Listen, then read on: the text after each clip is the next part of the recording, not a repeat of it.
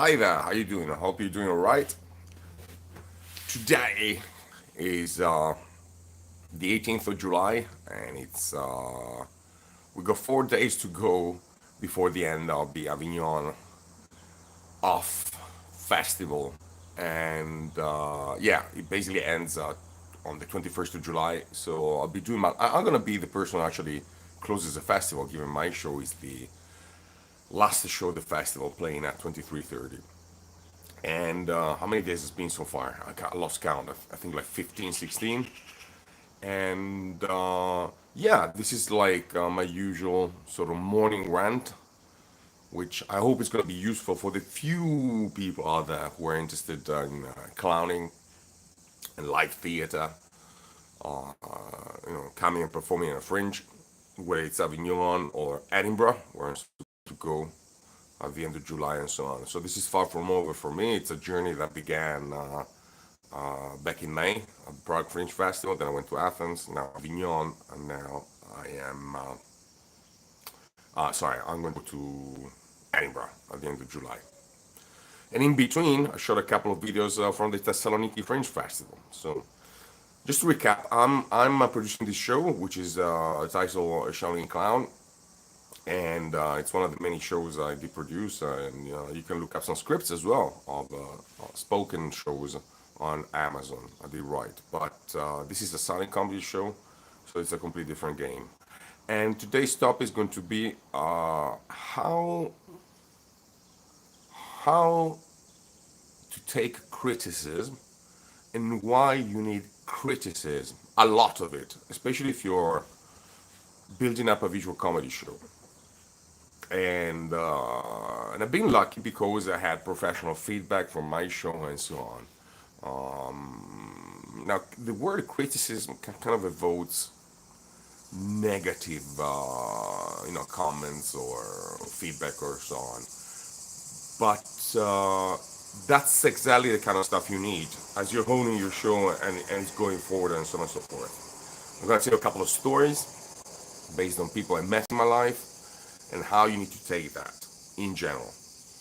But when you're beginning, when you're developing a show, a live performance on stage, I think it's fundamental to get as much feedback as it is possible, and also to have the opportunity I have here, for example, to tweak your show and bring it to perfection, which doesn't exist. It's like a utopia. But anyway, I think I mentioned in a live stream beforehand, which was like, do you have a long-term plan for your show? That one of the things which is very useful coming to do these fringes here is the ability to perform your show on stage over and over for a set number of days, and that gives the opportunity to actually tweak it, adjust it, and amend it, and so on and so forth. So the show I had at the beginning of this festival, for example, here in France, is completely different from the show that it is right now, and it has come to the point where I would be very happy if a professional programmer came and see it. Now, one of the reasons I'm performing here close to midnight is because, well, one, I pay the venue way less, more than 50% less, and two, I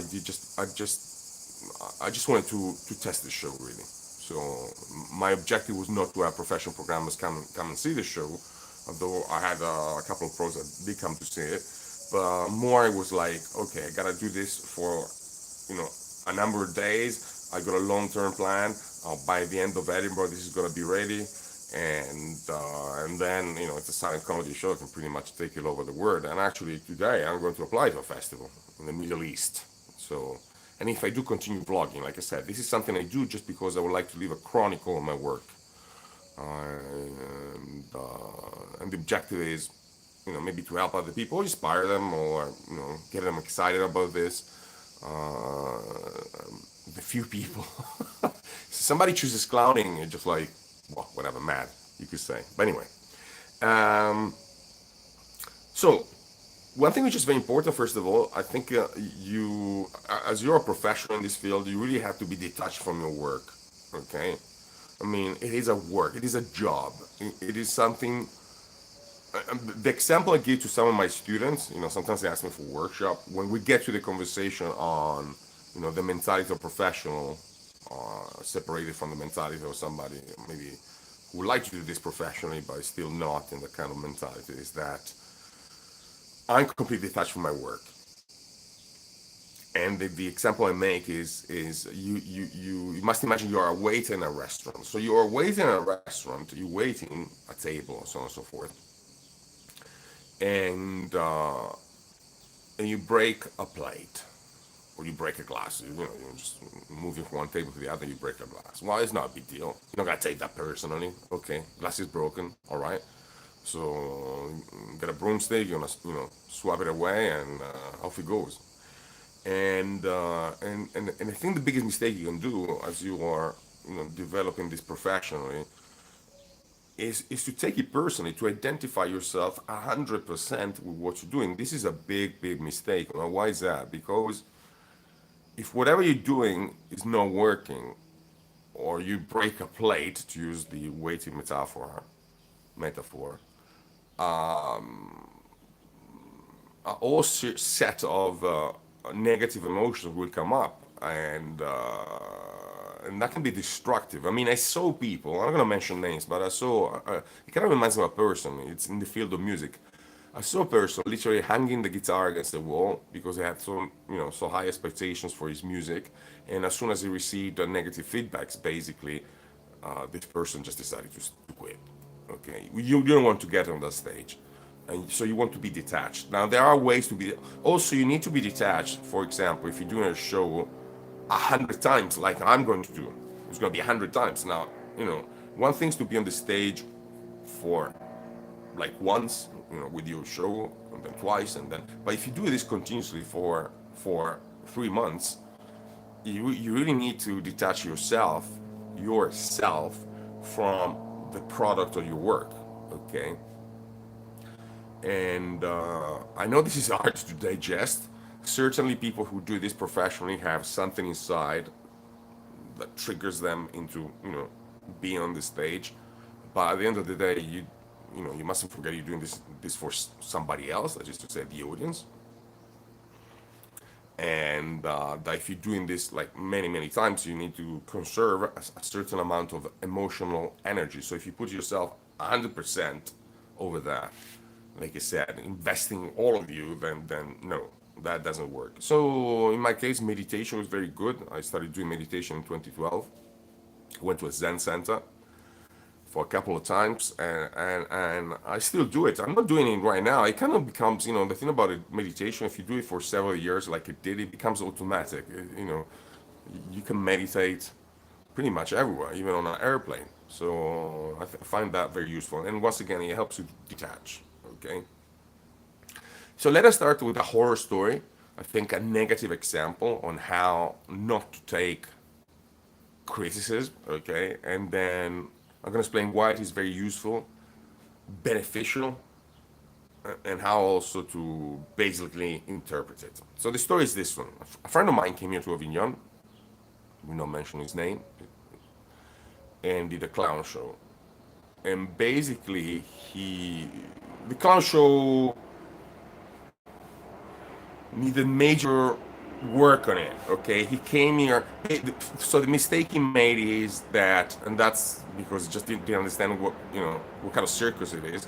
He came here with a prototype, and he came here like a peak time. So he had like an afternoon slot, and he had like something like 12, 15 professionals coming to see his show.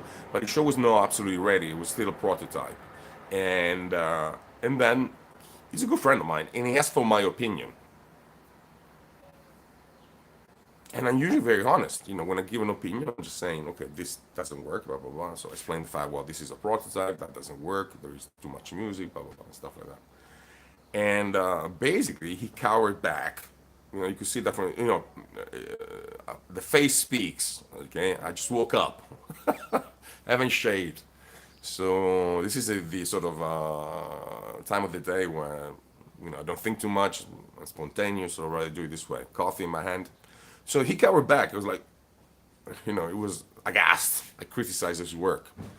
So I saw that reaction. I told him, I'm never gonna give you feedback on your work ever, even if you ask me in the future, because this is gonna impair our friendship. If you cannot take criticism, don't ask.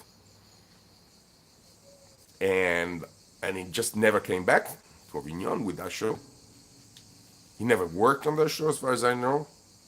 He basically hung the guitar against the wall. That is the biggest mistake you can do. Never, ever, ever, ever, ever quit. Because you don't know what's out there. Maybe through bad you can find the precious gem, so to speak. So the biggest mistake you can do is to quit. And because it's never about you, it's about what you do. You can take action and change what you do. Okay, like I said, if something doesn't work, it's never about you. It's about what you do. Okay, and so taking it personally is just the worst thing you can do. You gotta take it professionally, and I'm gonna speak about that right now. So another person I know is a great pro.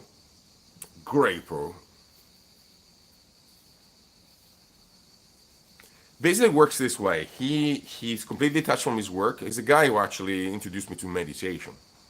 Because he actually made the mistake of identifying himself 100% what he does.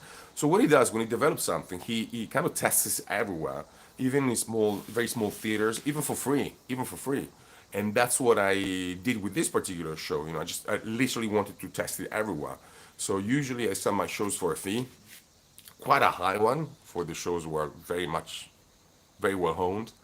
But as you're starting with your babies are like this small. You just want to go there and just you know, doing as many places as you can. Now I am very lucky because I got a backtrack record and I do know people. So if I approach a small theater and I say, well, listen, I'm working on something new, and can you tell the audience this is new and this is a prototype? This is going to be like a dress rehearsal and so on. 9 out of 10, they will say yes. So that's a good start, first of all. And secondly, you want to do a small fringe maybe, and I did the Italian fringe in a venue which was probably the worst venue ever, and it worked fine. Okay, so that's how you want to start. But you really want to have feedback. You want to have people coming and and kind of mirror what you're doing and see if you can adjust this and so on and so forth. I have a group of friends I trust very much, and I always invite them to see my show, and I trust them a lot because they're honest. They're not gonna tell you, oh, this is nice, oh, this was a great show. No, there will be ruthless son of a bitches, okay, and that's what you want. You want somebody you can trust, and he's gonna bash your show and just tell you everything that's not working. Now, how does it work though? And that's something I always set as a principle. You criticize the actions, you never criticize the person. There's a great book I read by a guy whose name is Michael Francese. This book, for obvious reasons, has never been translated in Italian, so I read it in English. And the book is titled "I'll Make You an Offer You Can't Refuse." This is a guy who worked for the mob, and teaches how to handle situations in companies where conflict situations in companies, so to speak. Okay, so basically it teaches you how to have a kind of mob sit down, and I have a mob sit down with my show with these friends. So basically we sit down, and it's never about me. Okay, not because I can't say that kind of criticism, but just because it's completely useless. You're not good. That's not useful at all. But if you say, no, that scene doesn't work, and that scene doesn't work because of that, or it should be better, that's the kind of conversation you want to have. So I trust these friends very much, and they're ruthless, and I ask them to be ruthless. And the more feedback I get, the more I'm able to tweak and bring the show to perfection, so to speak. Now, with visual comedy shows, it's completely different than writing a script. I do write scripts, I told you. You can find them on Amazon. But with the script, you can work on the story and really sit down, and that's what I usually do with these people sometimes. We have dinner, and I tell them the story I have in my mind, and they give me feedback, and always useful feedback, but it kind of works on an intellectual level. With visual, it's completely different, because it doesn't work here, it works down here, and sometimes you got to put yourself in a very difficult situation where you develop these crazy ideas, okay? And it's impossible to develop an idea for a visual comedy show unless you're doing something. Okay, so that's why I always tape my shows. I always have a camera with me, and I tape them over and over and over. Right here in Avignon, I taped all the shows I did. I sometimes I don't look at the tapes. Sometimes I say, well, was a great show. I'm gonna keep this, so I kind of see them through and stuff like that. So, but like I said, you want to have that kind of feedback, and then if you're lucky enough to be here in Avignon and meet somebody who's a pro, the biggest fear is going to be whether they can criticize you. So the first thing you want to do, you want to speak to them and say, well, listen, don't worry, you can say whatever you want. Seriously, just be honest, okay? Because contrary to what you're thinking, you are helping me, okay? And also I would put in that category reviewers. When people review a show, in Edinburgh, for example, when I was there in 2012, I had a three-star review for a show. It was quite critical, but it helped me a lot. The guy who wrote that really gave me a hand, and actually sat down and read the review carefully, and I changed the show because of that. It's a completely different show. I still do it from 2012. So, like I said, you want that kind of feedback. So, what happened in this show, for example, I had a friend of mine from Denmark, great friend. I actually met him here. A person I respect a lot. These guys go like over 40 years of acting behind his shoulder, did Lecoq and so on. So he told me a couple of things about the show, and it's funny because when he gave me the feedback, the first thing he said is, you gotta know I'm a perfectionist, but in a way like, okay, I'm gonna tell you something, but maybe because I'm a perfectionist, okay. There's also a certain level. Sometimes if these people are friends of yours, there may be in between a certain level of envy. It wasn't absolutely about this guy, but maybe somebody else and so on. So basically, he told me something about the beginning of the show, and I digested and I said, yes, I think this is true. And I changed the beginning. I put some music at the beginning and so on. I actually did it yesterday, and it was full on. It was like, it really nailed it, so to speak. He told me another couple of things,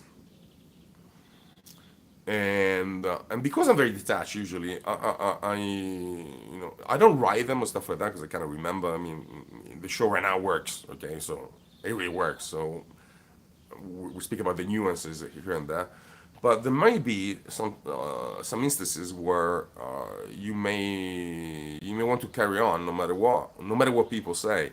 So he told me another couple of things, but I slightly disagree with what he told me from a professional point of view. And but like I said, thanks to his feedback, I changed right at the beginning, and it's a completely different show. I had another friend coming to see the show, and she told me, I really don't understand the show. And now this show, it's like absurd comedy, so there's nothing to understand. Bear in mind, she was sleeping all the time because she was very tired. She hadn't slept. She hadn't slept for like 36 hours. So I performed. She had her eyes closed, but still, okay. That's not useful, so I will discard that. But it's important. It's important to have feedback, and the more you receive, the better it is. It doesn't matter, and don't take it personally. What you want to do, you want to tweak your show and bring it to perfection, and you really want somebody who's ruthless. Ruthless doesn't mean he's gonna be evil or something like that, but he's gonna tell you sincerely what works and what doesn't work.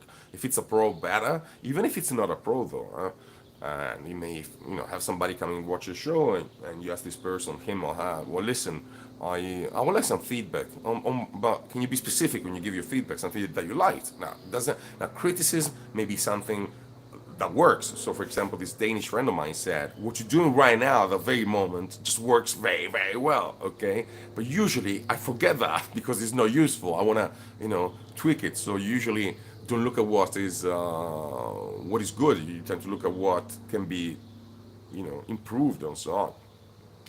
And so when somebody says, "Oh, the great show," okay, good.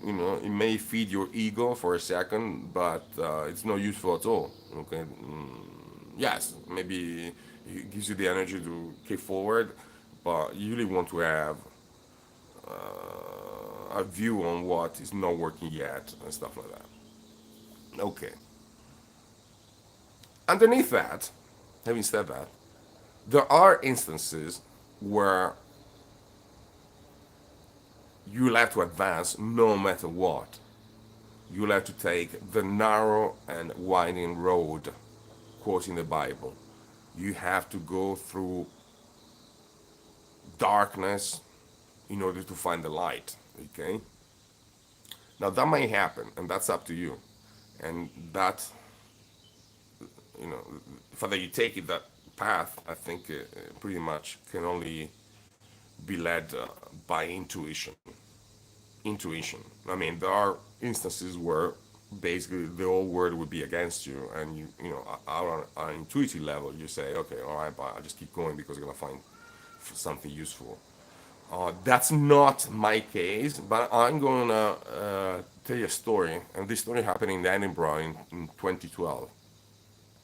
And in Edinburgh, I met a guy who I consider one of the best clowns I ever met in my life.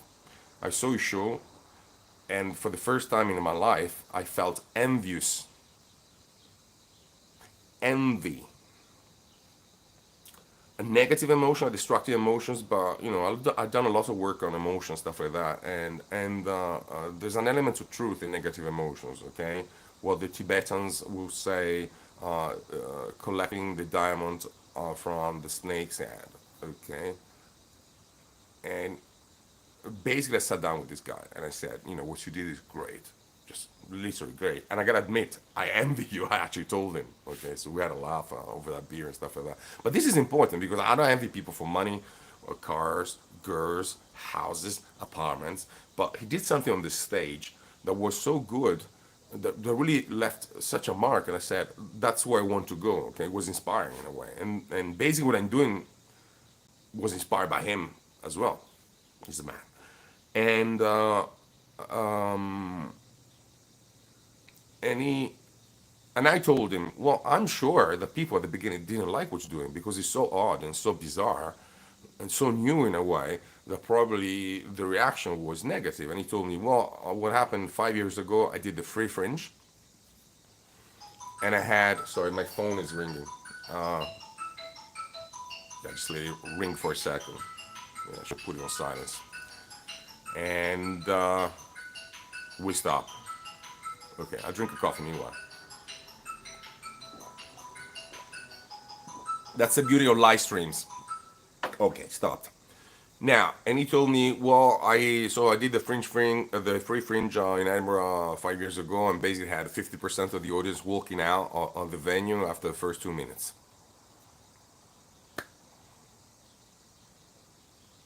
And but he kept going. He kept going. He just kept going. He said, okay, this is not working, blah blah blah blah. Now, this guy is not. This guy is hypersensitive to audience, I would say. He really listens to the audience when he performs. So he just accepted that. This is not working, okay, but I want to do this because this is my style. I want to look for my inner voice. And he kept going, kept going, kept going. Fast forward, he won a prize as best comedian in Edinburgh, the Foster's Prize, or Foster's Award, whatever it's called. So you need to go through bad and to something that you know, may even shock people at the beginning in order to find the jewel out there. Now, you may be wrong. It may be, you know, unfortunately, it may be what you're doing. It just really, really is bad. So the only thing you can rely on is your intuition and the willing to do that, the will to do that. I will speak in the future probably because I don't want to make this too long on a couple of stories of clowns that really inspire me and so on how to build stuff and what works, what doesn't work, stuff like that. But that's the idea. You must be detached from your work.